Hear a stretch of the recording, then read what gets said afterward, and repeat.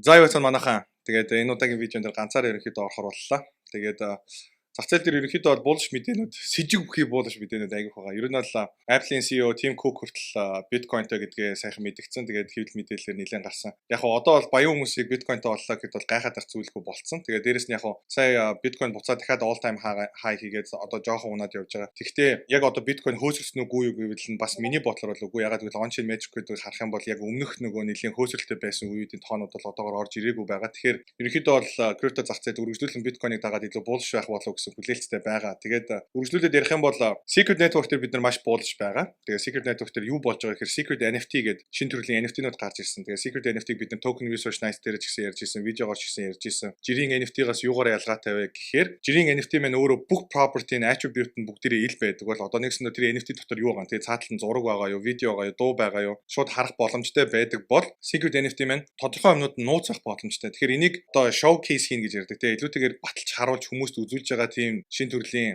төсөл маань юу байсан бэ гэхээр энэ Тарантино гэдэг одоо энэ кино зохиолч нөхөр өөрсдийнхөө энэ дээр үд гаргаж ирсэн нэг алдартай кинонд байт юм байна. 2 цаг 54 минуттай кино. Тэгээд яг бичлэг хийхээс өмнө үзчихье гэсэн чи бас арай л урт юм аа. Pulp Fiction гэдэг. Тэгээд энэ киног бичиж байхдаа хинд ч хэлээгүй байсан одоо киноны хэсгүүд тэгээд өөрөх нь биччихсэн одоо скриптүүдийг юугаар Secret Network-ийн NFT-гээр ашиглаад гаргаж байгаа юм. Тэгэхээр энэ NFT-г худалдаж авсан хүн л тэр цааталтанд байгаа контент буюу тэр нөгөө бичсэн скриптийг унших боломжтой. Бусад NFT-нүүдийн хувьд бол тийм биш байгаа шүү дээ. Одоо хэрвээ CryptoPunk байла өөр чинь тоглоомны NFT байлаа гэдэг юм бол тэрний цаана юу байгаа бид нар харж болдог. Secret NFT-гийн тохиолдолд бол зөвхөн тэр NFT-г эзэмшиж байгаа эзэн л харж болдог. Нэг тийм гайхалтай шинэ ойлголтыг бий болгоод байгаа маа. Тэгэхээр Supernova гэдэг одоо IBC-г нэмж байгаа юм том апгрейд яг одоогоор явагдаж байна. Тэгэхээр энэхүү апгрейдийг гарсны дараа Secret Network-ийн ерөнхийдөө ACRT гэдэг зоос маань бусад Secret Network-той холбоотой төслүүд маань Cosmos-ийн бүх экосистемтэй холбогдох боломжтой. Магадгүй Osmosis Zone дээр удахгүй арилжаалагдаж эхлэх бах. Тэгээд Foundr-наас Osmosis Zone-тэй энэ төр ярилцлага ерөнхийдөө хийсэн байлаа. Тэгээд цаашлах юм бол Cosmos экосистем дээр байгаа тий. Одоо Osmosis гэдэг Osmosis Zone Exchange дээр зарж байгаа бусад зооснууд ч гэсэн Secret Network-ийн Secret Swap, CNAS Swap гэх төслүүд дээр ерөнхийдөө арилжаалагдах боломжтой болж байгаа. Яг тэгээд дээрээс нь Secret Network дээр гарч байгаа айгу сонирхолтой төслүүдийн нэг нь Shade Protocol.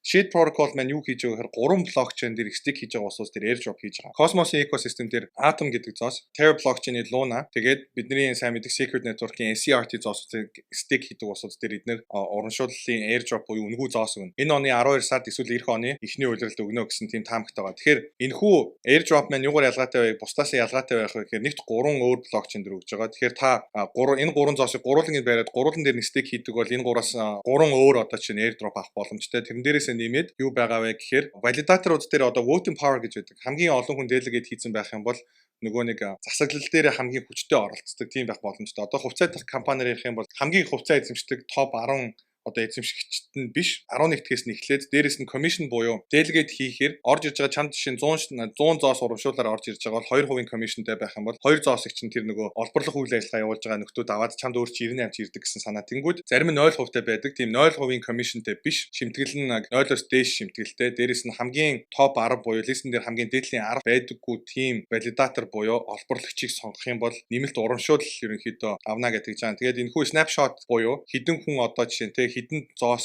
стейк хийж байгаа вэ гэдгийг 11 сарын 7-оос 12 сарын 13 хүртэл өдөр болгон аавна. Тэгэхээр биднэрт одоо нэг сар гарны хугацаа байна. Тэгээд энэ хүү хугацаанд ерөнхийдөө хүмүүс хийх хэрэгтэй. Дээрээс нь бид нэр Orion Money гэдэг төслийн ORN гэдэг зоосыг бид нэр airdrop авах гад бүгдээр Orion Money руу манай crypto pooling ерөнхийдөө сонсдог бүх үзэгчид бүгдээрээ нийлээд ерөнхийдөө delegate хийж исэн бол одоо би ямар валидатыг зөвлөж байгаа гэхээр би Talis гэдэг төслийг зөвлөж байгаа. Talis гэдэг төсөл маань топ 10 дотор багтахгүй. Дээрээс нь өөрсдөө delegate хийж байгаа улсууд дээр өөрсдөө зоосыг бас урамшуулдаг өгнө гэсэн. Дээрээс нь 1% commissionтэй.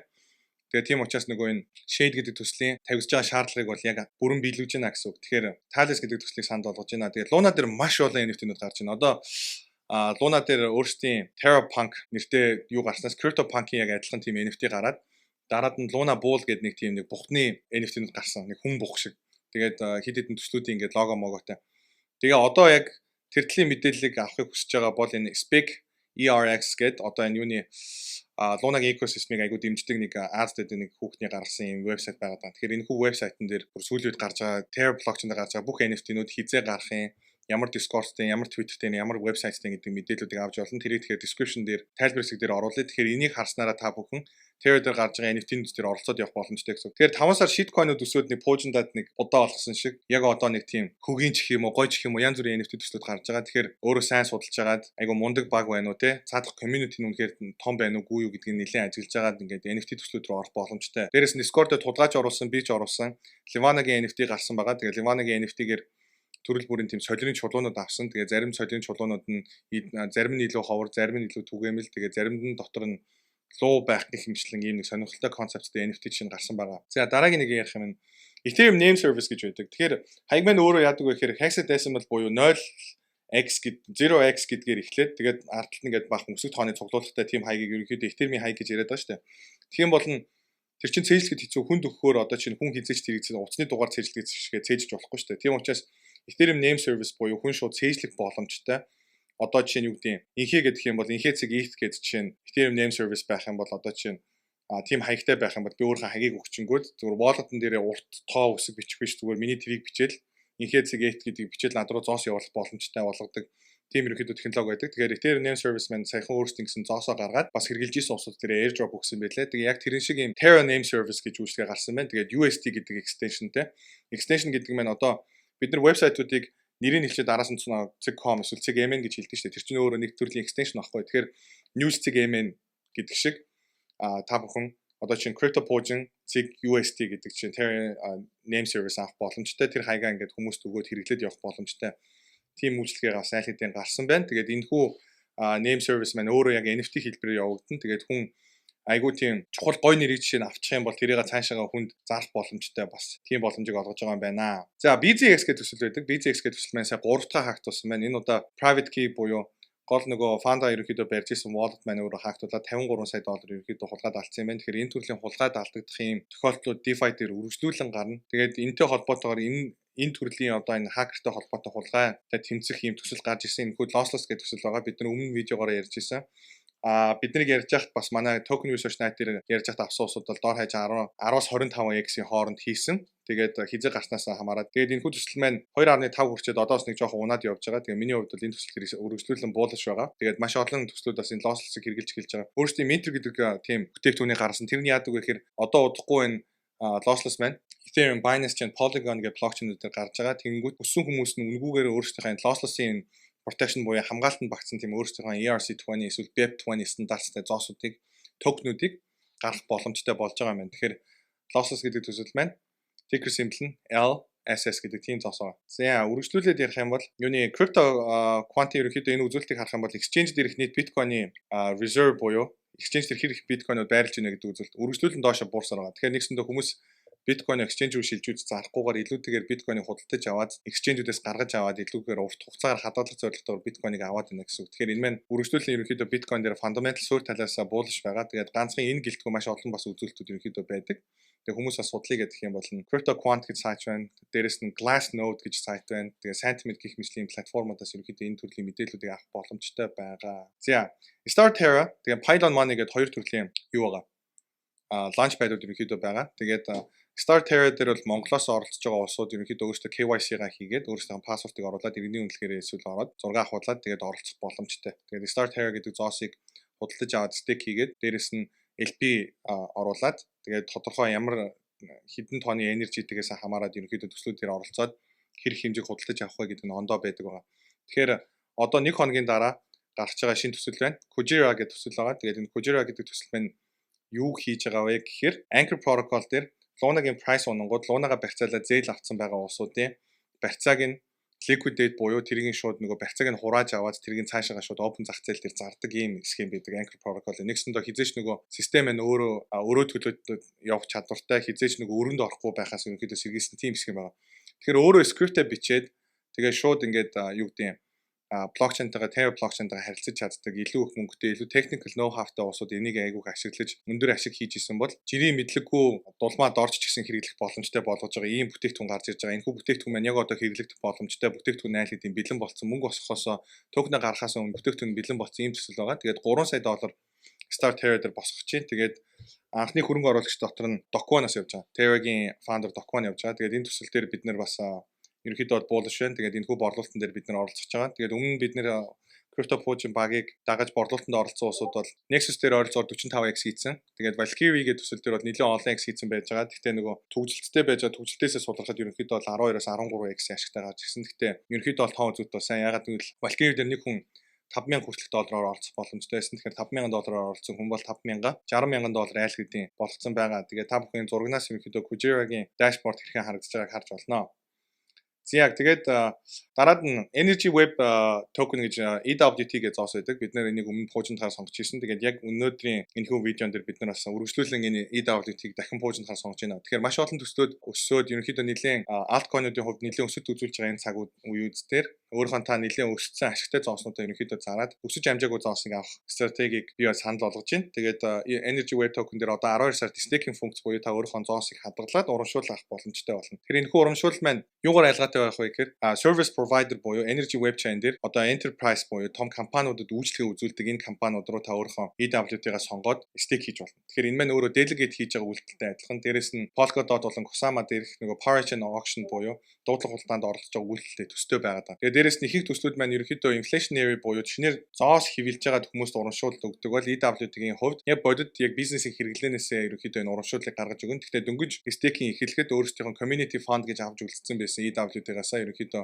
энэ хүү урамшууллыг эхлээд өгж эхлэх юм байна. Тэгээд дээрээс нь EWT маань өөрсдийн гэсэн EWT-гаараа баталгаажсан stable coin буюу нэг ширхэг нь одоо чинь юу гэдэг нь тодорхой улсын мөнгөнд тэмдэгтүүдтэй тэнцдэг тийм зоос гаргах юм байна. Тэгээ миний бодлоор доллартай тэнцдэг зоос гаргах бах. Тэгээд staking функц нь 12 сард бэлэн болно. Тэгээд Coinbase-с Rosetta гэдэг одоо ийм open source төсөл гаргасан байдаг. Тэгэхээр энэ хүү open source tool буюу одоо хэрэгсэл маань юг боломжтой болгодог вэ гэхээр exchange-үүд маань блокчейнтэй ингээд дата солилцоод харилцах тэр ерөнхийдөө ажлыг илүү хялбар болгох тэр төрлийн юмнуудыг одоо стандартчлах тийм зорилготой байгаа. Тэгээд Energy Web token одоо энэ хүү төслийн тухайд бол айл өнгөрсөн жилээс эхлүүлээд ерөнхийдөө энэ Rosetta-г айл хэдийн юу хийгээд одоо кодын бичээд интеграцуудаа бүгдийг хийгээд бэлэн болгоцсон. Тэгэхээр энэ хүү төсөл маань ирээдүйд ч гэсэн ерөнхийдөө Coinbase дээр гарах боломжтой юм байна. Дээрээс нь Google-тэй партнер болсон. Тэгээд тийм учраас энд нь бол ингээд нэлээд өсөх магадaltaй. Энэ бол дараагийн 100x зоос маягийн юм а гэсэн тийм яриаг Chico Crypto ярьдаг байгаа. Бид нар бол яг тэрэн дээр бол санал нэгдэж байгаа. Тэгээд өнөөдөр бас энэ хүү бичлэгийг далиндуулаад юу хий гэж бодсон бэ гэхээр хүмүүс нөгөө KuCoin-оос яаж худалдаж авах вэ? Тэгээд market гэдэг trading гэдэг хоёр аккаунттай ингээд нэг толгой эргүүлээд байна гэдэг. Миний хувьд бол гар утаснасаа хэрэглүүл илүү ойлгомжтой байдаг. Би илүү дандаа гар утаснасаа хэрэглэдэг. Тэгтээ өнөөдөр хэдүүлээ яг ингээд KuCoin-ы аккаунтнаас хэрхэн зоос худалдаж авахыг ерөнхийдөө харъя. Тэгээд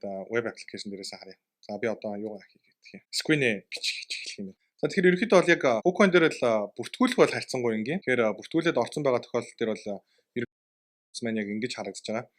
Тэгээд гар утсаараа ерөнхийдөө гадаадд Америкт амьдардаг улсууд байх юм бол гар утасныхаа мэдээллийг ерөнхийдөө оруулаад хэрэггүй. Дээрээс нь яг тогтмол яг ажил дээр болон хувийн хэрэглээнд ашигладаг имэйл хаягнаас илүүтэйгээр өөр ерөнхийдөө имэйл хаяг хэрэглээд явуулаас их зүгээр байдаг байгаа шүү.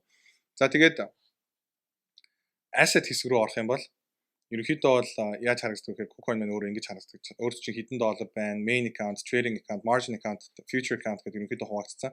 Тэгэхээр margin гэдэг маань юу вэ гэхээр coin-о барьцаалаад одоо зээл аваад өөр coin авдаг ч юм уу тий. Future account дээр болохоор одоо future арилжна гэсэн үг. Тэгэхээр нэгсэндээ нөгөө leverage-тэй арилжна гэдэг маань ерөнхийдөө яг энэ тохиолдолд зүйл гэсэн үг. Тэгэхээр $100 байх юм бол та $100-оор 5x-ийн leverage-тэй хийсэн байх юм бол $500 зоос аавна гэсэн санаагаа. Тэгэхээр энэ leverage-тэй арилжааг та нэг туршлагатай арилжаач биш бол битгий хэрэглээрээ. Тэгээд үнэхээр энэ төрлийн одоо чинь арилжаа хийх гэж байгаа бол техник шинжилгээтэй холбоотой бас сургалтанд суугаад явал зүгээр байгаа. Тэгээд манай шинжээчний нэг Jake бас CryptoPotion багтайгаа хамтран сургалт явуулж байгаа. Манай бусад шинжээчнэр ч гэсэн ирээдүйд удахгүй хичээлүүд хийгээд явах бах. Тэрэнд бас оролцоог бас зөвлөж байна. Яг. Тэгэхээр main account дотроос бид нар яах вэ гэхээр энэ trading account гэдэг хэсэг рүүгээ зоосоо шилжүүлэх шаардлагатай. Тэгжиж арилжиж болно гэсэн. Main account дотор бол цэвэр зөнгөө хадгалж байгаа ойрын хугацаанд хөдөлгөхгүй гэсэн зоосоо ерөнхийдөө байрлуулдаг. Ингэснээр нэг юмаа нэг арай нэг цэгцтэй байдал боломжийг ерөнхийдөө энэ KuCoin нь олгодог байгаа. За trading account-наас хэдүүлээ UST-г main account-наас шилжүүлээ. За тэнгуүтээ шилжүүлснийхаа дараа хэдүүлээ USDT болгоно. Тэгэхээр EWT маань өөрөө зарагддаг нөгөө pair буюу ямар зоосноос худалдаж авч болдог вэ гэхээр нэг бол биткойноор авна, нэг бол USDT-гээр авна. Тийм учраас бид нэрт биткойн юм уу USDT буюу Tether гэдэг stable coin-аас шаардлагатай. Надад энэ тохиолдолд юуны Tether блокчейн USD гэдэг stable зоос байгаа учраас би энийгээ USDT болгож хуурах шаардлагатай байгаа гэсэн үг. За нэг USDT, USD pair гэдэг юм хэд олцож байгаа. Тэгээд trading password гэж зүйл байдаг. Тэрийг хийчихнэ. За тэгэнгүүтээ USDT маань UST-гээс илүү бага үнэтэй байгаа. Тэгэхээр нэгсэндээ та нүүд UST-гээс USDT рүү шилжиж байгаа бол жоох ашигтай гэсэн үг. За худалдаж авлаа. За ерөнхийдөө шууд бэлдсэн байна. Тэгэхээр за ингээд хэдүүлээ asset руугаа буцаад ерөнхийдөө харъя л та. Тэгээд trading account руу орох юм бол одоо энэ дотор надад $50,100 USDT байна гэсэн үг. Тэгэхээр энэгээр хэдүүлээ юу авах вэ гэхээр EWT-г авъя. EWT-г олъё. За энэ EWT-гээ хэдүүлээ USDT pair-ээр авна гэсэн үг. Тэгээ яг одоо бол $9.25 борлуулагдаж байгаа юм байна. Тэг яг market order хийгээд бас авч болно. Market хийх юм бол нэг талаасаа нөгөө slippage гэдэг зүйл байдаг учраас яг тийм өөрт чинь айгу тийм тааламжтай тийм ханшаар авахгүй байх магадлал өндөртэй байхгүй. Тийм учраас ер нь бол худалдаж авч бол дандаа лимит ордер худалдаж авах хэрэгтэй. Тэгээд энэ бол одоо энэ улаан хэсэг байгаа чинь нэг order book гэдэг байхгүй. Тэгэхээр арилжааны энэ order book маань юу гэхээр энд одоо хүн болон компьютерууд ботнууд те энэ үн дээр ингээ зарья гэдэг үнийн санал тавьсан. Доод нь болохоор авья гэж санал тавьсан. Тэгээ ихэнхдээ EWT маань нэг тийм өндөр хайптай биш, popular биш, одоо тийм Shiv Doge энэ шиг тийм нөгөө meme зоос биш учраас одоохондоо маркет дээр нэг тийм хүн амтны их яриад байдгүй. Тийм учраас авах болон зарах үйлдэл маань жоохон төвөгтэй байдаг. Тийм учраас худалдаа авалт хийж байгаа тохиолдолд айгу төвчээртэйгээр нэг үн дээрээ нөгөө саналаа тавьчаад удаан хүлээх ерөнхийдөө шаардлага бас гардаг байгаа шүү. За миний хувьд 100% гээд тэгээд энэ buy туршлагыг дарна. За тэгээд buy туршлагыг дарсны дараа юу гарах вэ гэхээр field буюу одоо миний жишээ нь авъя гэсэн хүсэлтээс хідэн биелсэн байна. Тэгээд ийм хүсэлт тавьсан байна гэдээ ерөнхийдөө харагдаж болно. Тэгээд биелчих юм бол энэ маань order history дотор ороод ирчихнэ. Тэгээд ерөнхийдөө биелж дуусныхан дараа биелснийх нь screenshot-ыг оруулъя гэж бодож байна. Ягаад гэвэл энэ EWT маань liquidity муутай учраас яг шууд хэдхэн секундын дотор биелэх магадлал маш бага байгаа юм. Тэгээ market юугаар нь price-аар нь авч үнийн дээшээс аваад явах үед үлээ те. Тэгээ дараагийн дугаарлалт баяртай.